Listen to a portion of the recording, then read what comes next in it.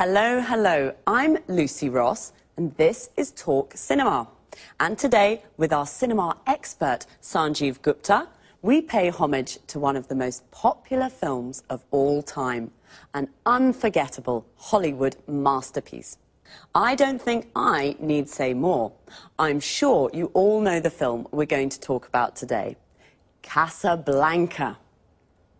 Casablanca. The amazing cast, the fantastic script, and of course the unforgettable story. Yes, there'll always be a place in my heart for Casablanca. And not only in your heart, Sanjeev. Well, let's try to explain to our viewers why this film is so popular. First of all, there are the performances of two of Hollywood's greatest actors, Humphrey Bogart and Ingrid Bergman.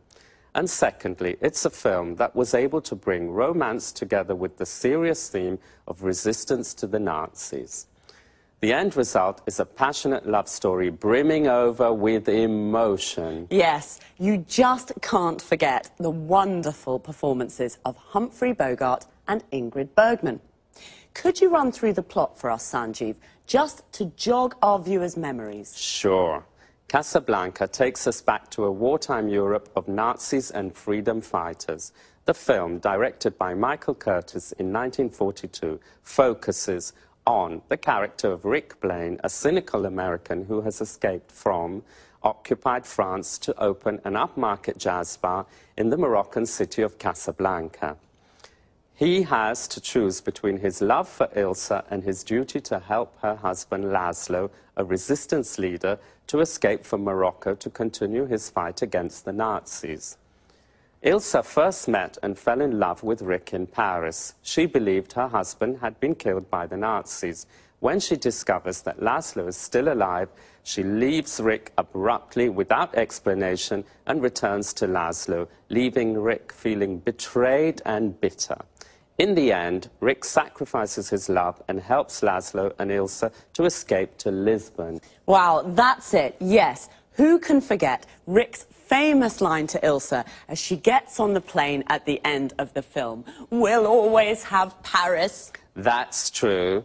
There are also several other famous lines in the film. For example, when Rick says to Ilsa, "Here's looking at you, kid." Or when Ilsa says to Sam, the piano player, "Play it, Sam, play." Wait a minute, what's the name of that song? Oh yes, I remember. As time goes by, I've sung it so many times. But tell us, am I correct in thinking the film won an Oscar? 3 Oscars for Best Picture, Best Director and Best Screenplay. It was a big hit in 1942 and has been ever since. Casablanca represents Hollywood at its best. A film with undying universal appeal. The film is still shown regularly in America. Really? Do you mean on TV or in the cinema? Both, actually. You know, colleges across the USA show the film every year during the week of graduation exams. This has helped keep the film popular. Well, it certainly is an unforgettable film. That's Casablanca. Thanks to our expert, Sanjeev. Goodbye, Lucy. Goodbye. And goodbye, everyone. See you again soon with the next edition of Talk Cinema. So, have you seen Casablanca? It really is an unforgettable masterpiece. We say something is unforgettable when it's difficult to forget. Casablanca is unforgettable because it's such a good film. We call it a masterpiece. A masterpiece is an excellent piece of work. We usually use it for films, books, and art. Why is Casablanca such an unforgettable film? First of all, the amazing cast. Amazing here means incredible, very good. The cast is all the actors of a film. Casablanca features Humphrey Bogart and Ingrid Bergman. If you've seen it, you can't forget their incredible performances. An actor's performance is the way the actor plays his or her role. Secondly, the script. The script is the text of a film or a play. In fact, Casablanca won 3 Oscars. One for the best screenplay. The screenplay is another word for the script. It won Best Director. The director was Michael Curtiz. We say it was directed by Michael Curtiz. And it won Best Picture. Best Picture means best film. I'll quickly run through the plot to jog your memories. What does all that mean? To run through something means to make a brief summary. The plot is the storyline, what happens in the film. And to jog someone's memory means to help them remember. Sanjeev jogged my memory. He made me remember some famous lines from the film. A line is something an actor says in the film. One of the most famous lines is, "At the end of the film, we'll always have Paris." Notice how we say, "at the end of something," but "in the end" means finally, after some time. And now it's time for me to say goodbye. So, see you all next time. Bye.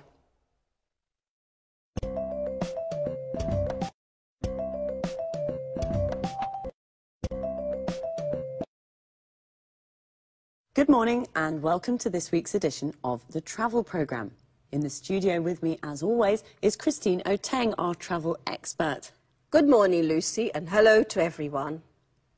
Are you dreaming of your next holiday? You can't wait to get away from it all. Thinking of going to an exotic, tropical destination? Well, let's have a look at some suggestions that will make your travels more rewarding and help local people too. So, over to you, Christine. Thanks, Lucy. Well, the golden rule for a true traveller is to respect the culture and environment of the country you're visiting. This is why I want to talk today about ethical travel. I'm not talking here about a weekend in Paris or a week on a Greek island, but more about tourism to more distant locations in poor, developing countries. Ethical travel is all about what to do when you're on holiday in one of these countries. Can you give an example? Sure. To start with, before you leave home, try to choose a travel company that gives part of its profits to a fund that supports local community projects. You know, with traditional tourism, only a very small percentage of the income generated by visitors actually goes to local people. Most of the money that tourists spend goes to multinational companies. Usually, these companies take their profits out of the country and do very little to help local communities and the local environment.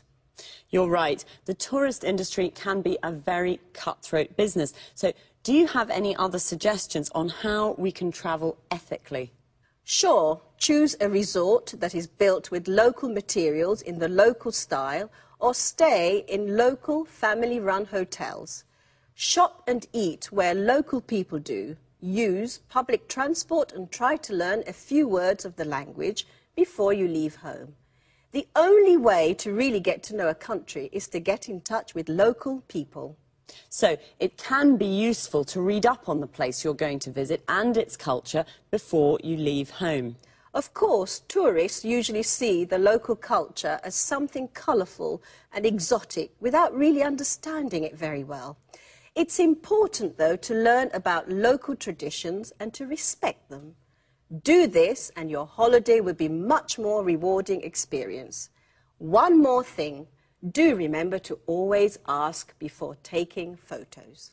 And what about shopping? Is this against the concept of ethical travel? Absolutely not. Shopping's always fun, but do use your head when shopping. I mean, try to buy souvenirs from local markets and always pay a fair price for goods. Bargaining's fine, but don't beat the locals down too much. One important thing, never buy souvenirs made from endangered species. This is illegal and damages the local ecosystem. Fine. So an ethical traveller is a responsible tourist who knows how to combine the joys of travelling with a respect for the local culture and environment. Any more advice for us, Christine? Yes, just one last thing. Follow these suggestions and your travels will be a lot more rewarding and much more fun. I'm sure they will be. Well, thanks, Christine, for your really useful tips on how to be an ethical traveller. Well, that's all we have time for today, so goodbye, Christine. Goodbye to all travellers, and remember, travel ethically and enjoy your holidays more. See you soon with another edition of the Travel Programme. Goodbye. Well, I can't wait to get away from it all. I can't wait is an expression that means you're looking forward to something. To get away from it all means to have a holiday and leave your daily life behind. Today, Christine gave us some tips on how to be an ethical traveller. A tip is a piece of advice, a suggestion. First of all, what is ethical travel? It's travel that respects the local culture and environment. Local means from a specific place. For example, the local people are the people that live in a place, and the local culture is the culture from that place. The environment is the world that surrounds us, all the social, physical and cultural conditions of a place.